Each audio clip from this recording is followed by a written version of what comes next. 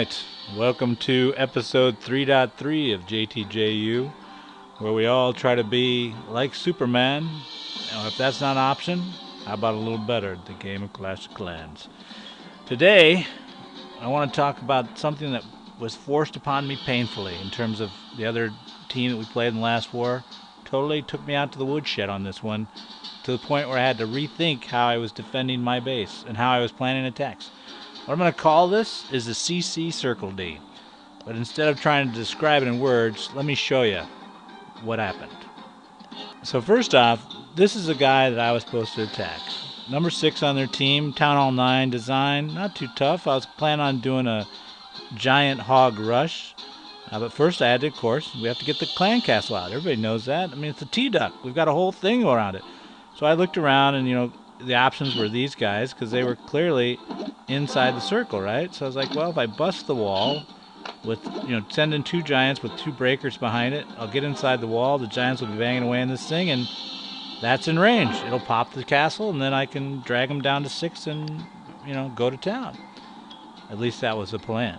But let's see reality now. Alright, this is the actual attack. And you can see here that I sent in the 2 giants, wall breakers went in, so far so good, walls down, giants are in the ring, they die. So I'm like, alright, part of my problem is he had a lot of firepower focused right where I'm trying to come in. I can't get him in without dying. Let me try one more time. Fresh giants. Oh, I get some. I'm like, alright, well this is really hard. I'm taking a lot of damage. Maybe I just need to get, I'm running out of giants now. I'm starting to impact my attack force. But I know I have to get the clan castle out. So I go again with a heal. So I'm like, alright. But then I forgot, I pulled some of them, so now the clan castle troops are helping. I've got 2 archer towers, a cannon, an expo, a queen, and so forget about it. I get nothing more out. So I'm like, well, I just got to go for it now. So in effect, he has defended his clan castle circle. And after that, you can kind of guess what happens from there. I mean, I can wipe out the guys I pulled. We can get in the middle and do the giant distract and the hogs start, but then bang, out come the other clan castle troops, and watch how long they live and kill every one of my hogs. Still alive, still alive, still alive. There, last one died. Look what's left of my army. In effect, that clan castle troop killed everything in my army except for 3 or 4 units. It's incredible. So that got me back looking at the base design. And as you looked at the entire clan that we faced, a lot of them had this layout where the entire clan castle circle was actually defended inside the walls. And more importantly, if you look around, most of the things that you would send in to try to trigger would end up going to something. Look, if you went after that cannon, not inside the circle. If you went after, as we found out, if I went after this cannon, the attackers, interesting point, not inside the circle. They stand where the wall is and attack. So they don't trigger it, or at least they don't trigger it consistently. And also, notice how the clan castle's troops were not a dragon. It was like, oh, give me a dragon. I need a dragon. No, it was 5 archers and the rest wizards. Why? Because the initial trigger will send out one wizard and the group of archers. And so in doing so, he basically would force you to do what I had to do, which is back off. So almost you have to rethink not only how you lay out your base, but also the mix of troops you're putting in the clan castle so that there's a trickle of troops, small first, then a larger troop, to cause panic and unrest within the attacking force. We saw this, there were 5 or 6 attacks that happened this way.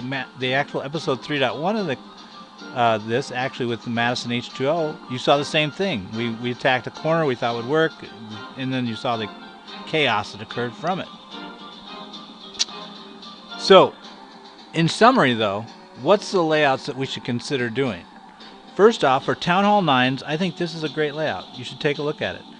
But what you want to see, this is an A layout in that, try to think of a way to get, even if you put hogs in here, the question is, where will the hogs attack from? If you send hogs in on that guy right there, the hogs are going to attack from that wall, not inside the circle.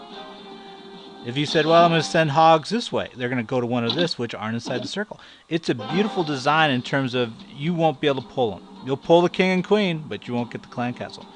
But there's also a great design they have with another base for Town Hall 8. Let's take a look at that. So here's that Town Hall 8 base I was talking about. So you might say, well, Tim, look at all the places where the circle is outside the walls. But the key is not that the circle itself is inside the walls. I mean, that's a bonus.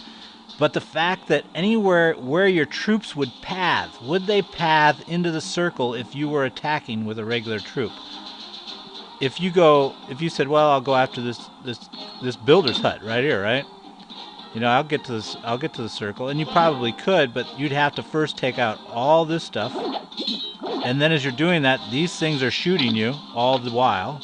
3 things, and so basically it becomes a very long, drawn-out battle just to try to trigger and stay alive long enough to get everybody out. And then as you continue around, like, okay, I'll hit the cannon. Well, if you did this corner, maybe, because they would be in the circle. But if you did this corner, no. Right? So it requires a very, very cautioned or very observant attacker to realize that, hey, you just can't slam into anything. There are only certain corners of that wall, but not this wall, for example.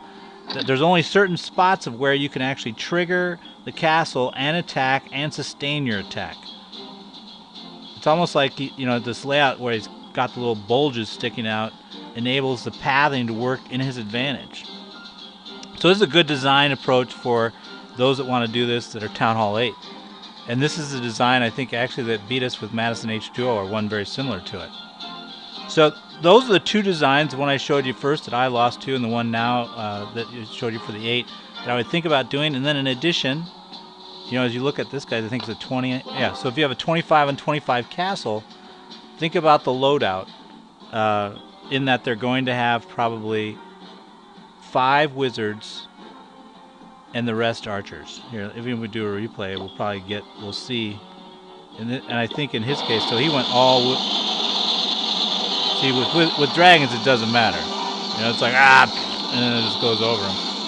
But you saw there the 5 archers and 5 wizards and 5 wizards, 5 archers is what the mix should be in the clan castle.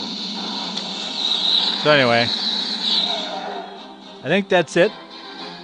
So until next time, clash on, and hopefully I see some of you guys switching to this max protect of the clan castle Circle D. Talk to you later.